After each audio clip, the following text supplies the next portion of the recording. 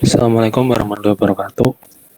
Salam Om Swastiastu, Namo Buddhaya, Salam Kebajikan, Rahayu. Selamat malam semuanya. Pada malam hari yang cerah ini, kami dari tim video opini kelompok Mandalika atau kelompok 13 akan menyampaikan pendapat-pendapat atau opini-opini kami mengenai lingkungan hidup. Nah, ada 10 topik terkait lingkungan hidup yang akan kami bahas. Dimulai dari topik pertama, yaitu pengertian lingkungan hidup yang akan dibahas oleh teman saya, Syauki dan Lupnaya.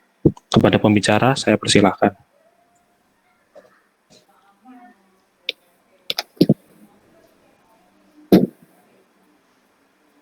Nah, teman-teman, pasti kalian sudah nggak asing kan dengan lingkungan hidup.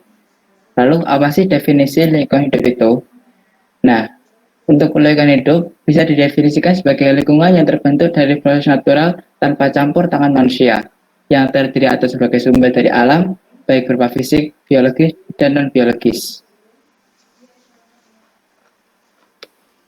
Untuk lebih jelasnya, saya arahkan ke Lupnaya.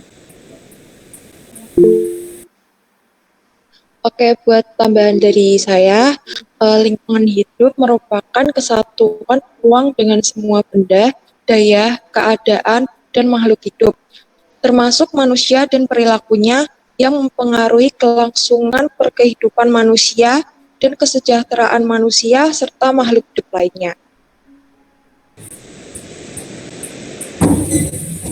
Oke, terima kasih kepada pembicara yang topik selanjutnya yaitu mengenai jenis lingkungan hidup yang akan disampaikan oleh teman saya, Niken dan Laili. Kepada pembicara, saya persilahkan. Oke, terima kasih atas kesempatan yang telah diberikan.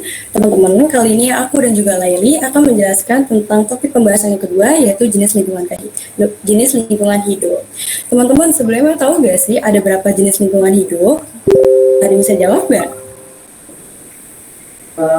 Izin menjawabnya, Kak. Iya. Ya, jadi ada 4 jenis lingkungan hidup. Yang pertama biotik, yang kedua abiotik, yang ketiga alami, dan yang keempat buatan gen. Gitu. Oke, terima kasih ya. Betul banget nih teman-teman. Jadi yang pertama itu ada biotik. Aku mau jelasin tentang biotik dulu ya. Jadi menurut buku siswa ilmu pengetahuan alam, lingkungan hidup biotik merupakan suatu komponen yang terdiri dari makhluk hidup nih, dan makhluk hidup tersebut sebagai pengisi suatu ekosistem. Nah, ternyata semua organisme merupakan komponen biotik, dan di dalam ekosistem komponen biotik dikelompokkan berdasarkan fungsinya nih teman-teman. Yaitu yang pertama ada produsen. Biasanya nih produsen ciri-cirinya itu memiliki klorofil dan juga berfotosintesis. Lalu yang kedua konsumen. Biasanya nih konsumen itu hewan seperti herbivora, karnivora, dan juga omnivora. Dan yang terakhir yaitu ada decomposer atau biasa disebut dengan pengurai. Itu ada bakteri, cacing, ganggang, dan juga jamur. Nah, contoh-contoh dari lingkungan hidup biotik meliputi semua makhluk hidup seperti hewan, tumbuhan, mikroorganisme, dan juga manusia. Selanjutnya, aku akan menjelaskan tentang abiotik. Abiotik itu adalah sebuah istilah yang seringkali digunakan untuk menyebut sesuatu yang tidak hidup atau biasanya itu benda-benda mati. Nah, abiotik ini memiliki manfaat atau pengaruh yang sangat besar bagi kehidupan seluruh makhluk hidup. Contohnya seperti apa? Seperti air, angin, cahaya matahari, derajat keasaman, garam, kelembapan udara, suhu, tanah, topografi, dan juga iklim. Dan di dalam suatu lingkungan hidup, terjadilah interaksi antara lingkungan hidup abiotik dan juga lingkungan hidup biotik dan juga sebaliknya. Untuk yang lingkungan hidup alami dan juga buatan akan dijelaskan oleh teman aku, yaitu Laili. Aku akan menjelaskan yang ketiga ya, jenis lingkungan hidup, yaitu lingkungan hidup alamiah. Lingkungan hidup alamiah adalah lingkungan hidup yang terbentuk karena proses alam, dan di dalamnya terdapat unsur abiotik, unsur biotik yang telah dijelaskan Niken tadi, lalu organisme kecil serta perpaduan segala kondisi yang bekerja secara dinamis atau berubah-ubah. Lingkungan hidup terbentuk tanpa campur tangan manusia. Selanjutnya aku akan menjelaskan apa aja sih ciri-ciri lingkungan hidup. Yang pertama, lingkungan hidup alamiah. Yang pertama, lingkungan hidup alam merupakan suatu ekologi atau ekosistem yang berfungsi sebagai sistem alam tanpa campur tangan manusia, termasuk vegetasi, tanah, batuan, jadi di dalam batas-batas dan sifatnya. Ciri-ciri yang kedua yaitu lingkungan alam merupakan sumber daya alam semesta dan fenomena fisik yang tidak memiliki batas yang jelas seperti udara, air, dan iklim. Selanjutnya contoh-contoh dari lingkungan hidup alami yaitu ada dua jenis. Yang pertama jenis lingkungan hidup di air meliputi danau, laut, rawa, dan sungai. Yang kedua lingkungan hidup di darat meliputi bukit, padang rumput, hutan, dan lembah. Untuk jenis yang keempat yaitu lingkungan hidup buatan.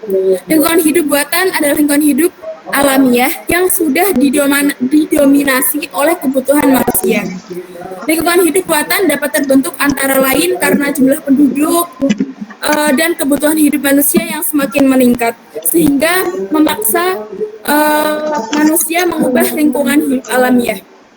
Ciri-ciri lingkungan hidup buatan yang pertama, ekosistem memerlukan intervensi manusia, yang artinya ekosistem buatan tidak mandiri dan ekosistem akan musnah tanpa bantuan manusia.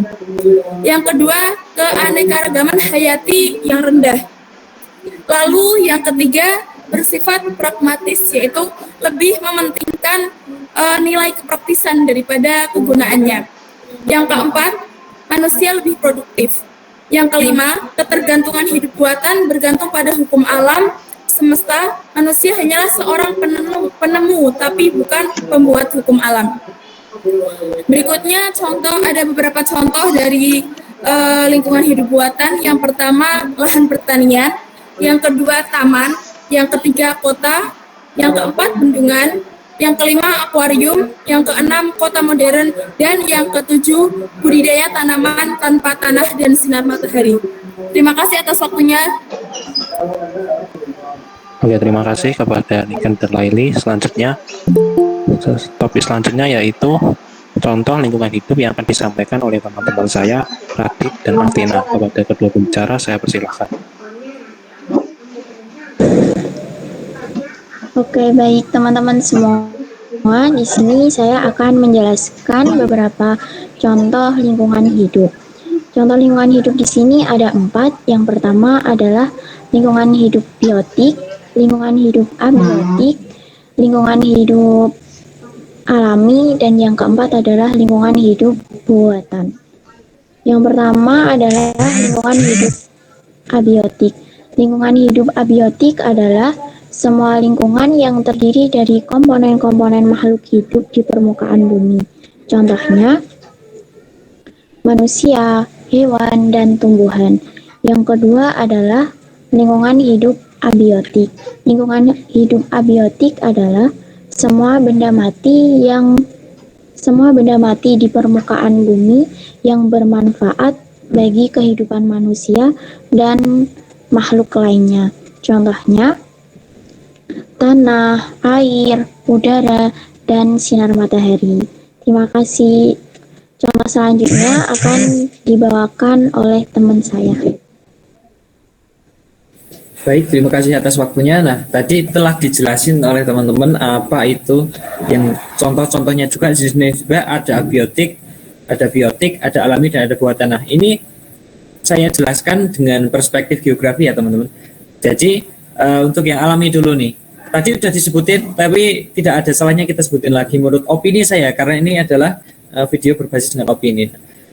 Menurut opini saya, itu kalau lingkungan hidup alamiah, itu lingkungan hidup yang tersusun atas biotik, abiotik, dan itu merupakan suatu hasil atau proses dari suatu dinamika alam itu sendiri. Nah, ini lingkungan hidup alamiah, ini biasanya digunakan sebagai sumber daya dan sumber hidup organisme-organisme banyak, seperti yang telah dijelaskan secara ekosistem itu seperti apa. Dalam perspektif geografi ini, lingkungan hidup alami itu ada banyak teman-teman, ada yang darat, ada yang di laut. Yang di darat itu ada contohnya ada gunung, ada bukit, ada lipatan dan lain morfologi lain. Terus yang di air perairan itu ada danau, ada pantai, ada lautan, ada muara dan lain sebagainya. Nah, yang kedua, ada lingkungan buatan. Lingkungan buatan ini berbeda dengan lingkungan alami, di mana lingkungan alami tidak ada campur tangan manusia di dalamnya. Namun yang lingkungan hidup buatan ini lingkungan yang secara artifisial digunakan dan dibuat dengan menggunakan teknologi manusia, baik itu teknologi yang mutakhir maupun menggunakan teknologi yang sederhana.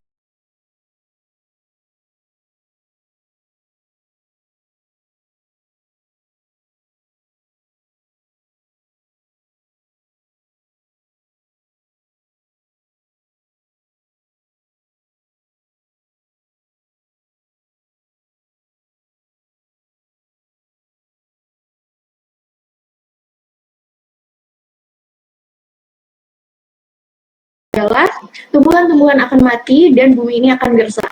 Lalu impact apa lagi adalah tumbuhan-tumbuhan akan mati dan bumi ini akan gersang. Lalu impact apa lagi sih? Emang kenapa kalau tumbuhan mati itu gimana? Emang apa pengaruhnya buat kita? Ya banyak. Contohnya buat hewan-hewan yang ada di sekitar kita. Gimana sih kalau misal hewan-hewan itu cuma makan tumbuhan tersebut dan tumbuhannya nggak ada? Terus gimana cara dia mengkonsumsi makanan, cara dia bertahan hidup? Nah, disitulah dapat kita simpulkan bahwa tumbuhan itu sangat penting karena jika tidak ada tumbuhan tersebut, hewan itu tidak akan bisa bertahan hidup. Dan dari situ hewan-hewan satu persatu akan mati dan kita bisa melihat mana sih hewan yang bisa lebih kuat untuk bertahan hidup di dunia ini gitu.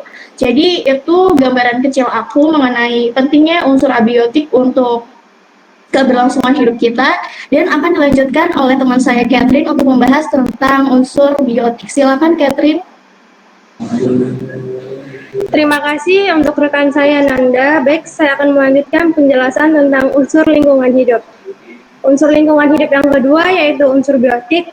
Teman-teman mungkin tahu unsur biotik itu apa. Lebih lanjutnya saya akan jelaskan apa sih unsur biotik itu. Unsur biotik merupakan unsur lingkungan hidup yang terdiri atas makhluk hidup seperti manusia, hewan, tumbuhan, dan organisme kecil lainnya yang tidak dapat kita lihat dengan kasat mata. Unsur biotik ini terdiri atas tiga komponen. Tiga komponen. Yang pertama autotrof yang berfungsi sebagai produsen, di mana ia mampu membuat makanan sendiri dan makanan untuk organisme lainnya dengan cara fotosintesis. Yang kedua heterotrof yang berfungsi sebagai konsumen, di mana ia akan memanfaatkan bahan organik dari produsen untuk memenuhi kebutuhan hidupnya karena ia tidak mampu untuk membuat makanan sendiri. Dan yang ketiga dekompores yang berfungsi sebagai pengurai. Karena ia bertugas mengurai sisa-sisa makhluk hidup yang sudah mati yang dimanfaatkan sebagai senyawa organik yang dapat menyuburkan tanaman dan tanah. Terima kasih, sekian dari saya. Kembali ke moderator.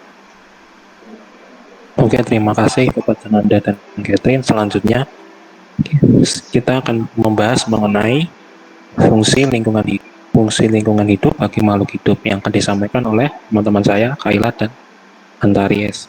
Kepada kedua pembicara saya persilakan. Oke, terima kasih Kak Hilal atas waktunya. Jadi di sini kayak yang udah dijelasin sama teman-teman aku nih, dari mulai pengertian, jenis, contoh, unsur-unsur lingkungan hidup juga punya fungsi loh yang sangat penting banget buat kita. Nah, lingkungan hidup ini memiliki beberapa fungsi yang sangat berpengaruh pada kelangsungan hidup unsur-unsur di dalamnya. Nah, fungsinya apa aja sih? Yang pertama itu sebagai tempat untuk mendapatkan makan. Lingkungan hidup itu menjadi sumber untuk mendapatkan makanan guna memenuhi kebutuhan. Dengan demikian, kehidupan makhluk hidup di dalamnya dapat berlangsung dengan baik. Nah, yang kedua itu ada sebagai tempat untuk beraktivitas. Lingkungan hidup yang baik itu bakal menjadi tempat untuk beraktivitas yang menyenangkan. Sebagai makhluk sosial, manusia pasti berinteraksi dengan orang lain sehingga membutuhkan tempat yang layak untuk melakukan aktivitas. Nah, yang ketiga itu salah satu yang penting banget yaitu sebagai tempat untuk tinggal. Lingkungan hidup itu dapat menjadi tempat tinggal yang nyaman dan aman bagi makhluk hidup. Karena itu, kita harus selalu nih menjaga kelestariannya agar kehidupan di dalamnya dapat berlangsung dengan baik. Nah, selanjutnya bakal dijelasin sama temen aku, Ilva. Oke, di sini saya izin melanjutkan pernyataan dari Kaila. Kita akan membahas tentang fungsi lingkungan hidup. Nah, yang keempat itu sebagai penyedia sumber daya alam. Nah, di mana sumber daya alam ini contohnya itu seperti bahan bakar fosil, gas bumi, air, maupun sebagainya. Nah, sumber daya alam tersebut akan dimanfaatkan manusia untuk memenuhi berbagai kebutuhan hidupnya. Misalnya saja nih, gas alam dan minyak bumi akan diolah menjadi bahan bakar, dan air pun juga akan digunakan manusia sebagai bahan pokok utama untuk hidup.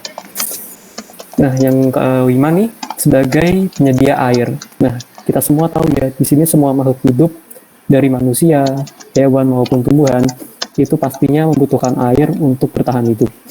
Nah, karena itu air ini menjadi komponen yang sangat penting bagi kehidupan di bumi. Nah, jika kita kekurangan air, maka dampaknya ya pasti nanti akan dehidrasi dan akibatnya misalkan fatal nih, makhluk hidup bisa akan lemas, sakit, bahkan mati. Nah, oke, yang terakhir itu lingkungan hidup juga mempunyai fungsi sebagai penyedia oksigen. Nah, kita semua tahu nih, pasti semua makhluk hidup ya, tidak terkecuali manusia, itu pasti membutuhkan oksigen untuk hidup. Nah, untuk respirasi juga, bahkan juga untuk bernapas ya. Nah, sama halnya seperti air, jika kita kekurangan oksigen, maka hidup akan lemas, bahkan mati. Waktu dan tempat, saya persilakan untuk moderator. Oke, terima kasih kepada Kak Hilat dan Ilva. Topik selanjutnya yang akan kami bahas yaitu mengenai penyebab kerusakan lingkungan yang akan dibahas oleh teman saya, Akbar. Kepada pembicara, saya persilakan. Oke, terima kasih atas waktu yang telah diberikan. Nah, selain memiliki fungsi, ternyata lingkungan hidup ini juga memiliki banyak kerusakan. Faktor kerusakan dari lingkungan hidup ini ada dua. Yang pertama, faktor alam, dan yang kedua, faktor akibat ulah manusia itu sendiri. Kerusakan lingkungan hidup faktor alam dapat berupa bencana alam seperti banjir, tanah longsor, dan kebakaran hutan.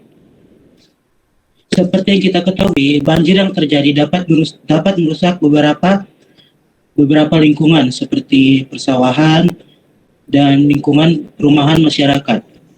Selain itu juga, tanah longsor yang terjadi dapat membuat rumah-rumah warga rusak dan tertimbun oleh tanah. Nah, selain itu juga terdapat beberapa faktor dari ulah manusia itu sendiri, seperti pembakaran hutan secara liar, pembuangan sampah sembarangan. Selain itu juga ternyata selain faktor alam dan faktor ulah manusia, ternyata kedua faktor ini saling berkaitan satu sama lain. Karena terkadang ada ulah manusia yang dapat menyebabkan terjadinya kerusakan lingkungan hidup, seperti membuang sampah sembarangan dapat menyebabkan banjir, dan penebangan hutan secara liar dapat menyebabkan hutan gundul dan juga